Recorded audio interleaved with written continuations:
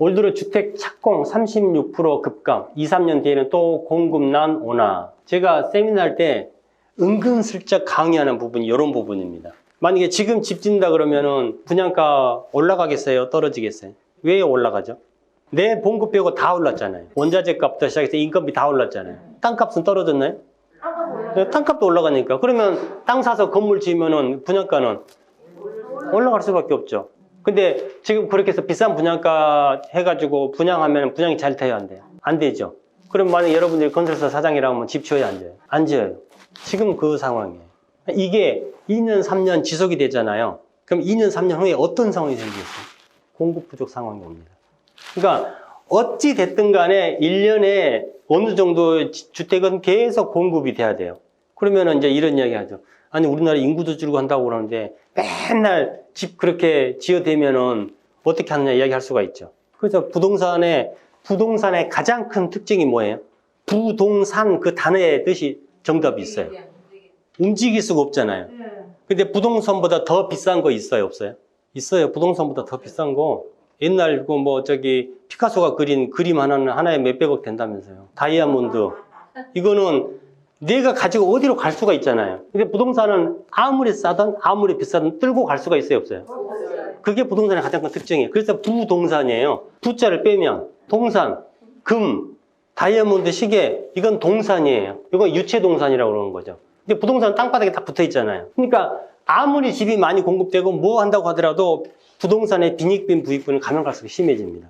그래서 강남은 더 틀 수밖에 없는 거고 더 사람이 몰릴 수밖에 없는 거고, 강남의 주택 공급이 넘쳐나서 미분양된다 이런 기사 보셨어요? 하다못해 오피스텔이라도. 강남은 강남의 특징이 있는 거고, 아무리 좋게 지방에 잘 지어놔도 지방은 미분양 이렇잖아요. 헐값에 막 넘어가고 공사하다가 중단되고 다 그런 내용이에요.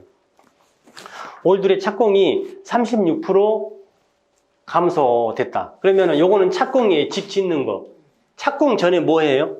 고추 허가를 받아야지 착공을 할 거 아니에요. 그러면은 주택 공급의 선행지표는 인허가하고 착공보다 더 먼저 전 단계 인허가입니다. 인허가도 줄어들고, 인허가가 줄으니까 당연히 착공도 줄어들 거고, 착공이 줄어들면은 2, 3년 후에 공급량이 줄어들 거고, 공급량이 줄어들면 나중에 다시 가격이 올라가는. 자, 이런 흐름이 지속이 된다면 2, 3년 뒤에 상당한 주택 공급난이 재현될 가능성이 높다. 근데 이게 이번만 이러겠어요? 우리 여러분들 주식 그래프는 막 이렇게 움직이죠. 부동산 그래프는요. 큰 파도예요. 큰 파도.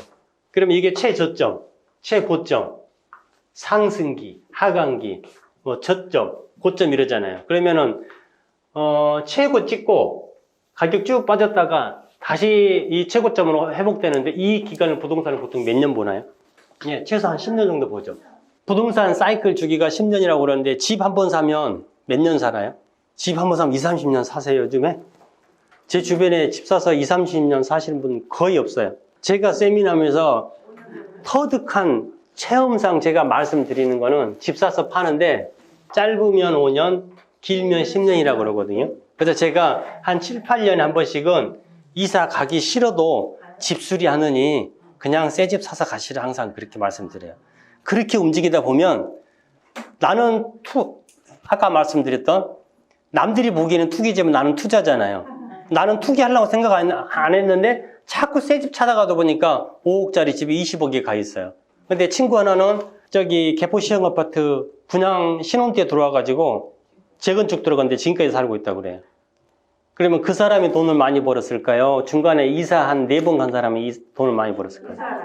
근데 통계적으로 보면요, 이사를 중간중간 다녀준 사람들이 훨씬 재산 증식이 더 속도가 빠릅니다. 부동산은 장기적으로 봐가지고 손해볼 사람 하나도 없어요.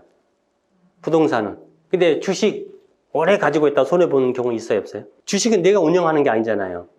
만약에 상장 폐지되면 휴지 조각 돼버리잖아요. 내 의사하고는 상관없이. 근데 부동산은 내가 안 들어가서 살더라도, 들어가서 살지 않더라도 세 주면 되잖아요. 네. 그래서 집은 짧으면 5년, 길면 10년. 그러니까 평균 7, 8년에 한 번씩 옮겨주는 게 제일 좋아요. 근데 10년 주기를 만약 옮겼다고 쳐요. 자, 만약에 7, 8년을 주기로 칩시다. 그러면 요때 샀을 거 아니에요. 그래가지고 10년 주기라 그러면은 요렇게 갔다가 여기까지 오면 10년이죠. 그러면은 7, 8년에 팔으라고 그래서 3년 안에 팔다 보니까 여기 팔았어요. 그러면은 비쌀 때 사가지고 쌀 때 팔았죠. 근데 똑같은 7, 8년으로 갑시다. 근데 이 사람은 사고 싶어서 산 게 아니라 그냥 아무 생각 없이 이때 샀어요. 그리고 다시 7, 8년 가져갔어요. 그래가지고 요쯤에서 팔았어요. 그럼 이 사람은 똑같이 7, 8년인데 이 사람은 저점에 사서 고점에 파는 거죠. 그러면 7, 8년이라는 사이클은 내 평생 따라다녀요. 내가 새 집을 사가지고 1, 2년 만에 갑자기 집 팔고 딴 데 갑니까? 최대한 한 5년 이상은 살잖아요. 그러니까 제가 드리고 싶은 말씀이 뭐냐면은 똑같은 7년이나 8년인데 최저점에 샀다가 본의 아니게 나는 10년을 그냥 살았어요. 15년이나. 근데 어떻게 하다 보니까 여기에 만약에 팔았어요. 그럼 15년을 살았는데 그럼 이 사람은 최저점에 사가지고 최고점에 팔았는데 똑같은 15년을 가는 사이클을 가져간 사람은 이때 집을 샀어요. 그거 똑같이 15년을 살았어요. 근데 이때 팔게 돼요. 그러면 사이클을 잘못한 사람은 본의 아니게 사이클을 한번 바꿔줘야 되는데 이거 바꿔주는 것 자체가 쉽지가 않다니까요. 계속 10년이나 5년은 살잖아요. 그러니까 사이클을 잘못하시면 그 사람은 계속 주변에 뭐라고 이야기하냐면 나는 비쌀 때 사서 쌀 때 팔았다. 요 이야기가 나오는 거고 사이클을 반대로 타는 사람은 나는 뭐 분석하고 한 게 아닌데 그냥 사서 그냥 팔았는데 쌀 때 사서 비쌀 때 팔고 부동산 사이클도 자기랑 맞추셔야 돼 이게. 이게 안 맞으면 아무리 내가 공부하고 분석하고 한다고 하더라도 사이클 잘못하면요 백날 해봐야 비쌀 때 팔고 쌀 때 사고 뭐 이제 이런 사이클은 좋은 사이클. 근데 반대로 타면은 비쌀 때 사고 쌀 때 5년 기다렸는데 최저점이야. 그 다음에 다시 기다렸는데 고점이야. 여기서 팔으려고 했는데 이때 되면은 왠지 집값이 더 올라갈 것 같아요. 그때 기다렸다 보니까 다시 빠졌어요. 이제.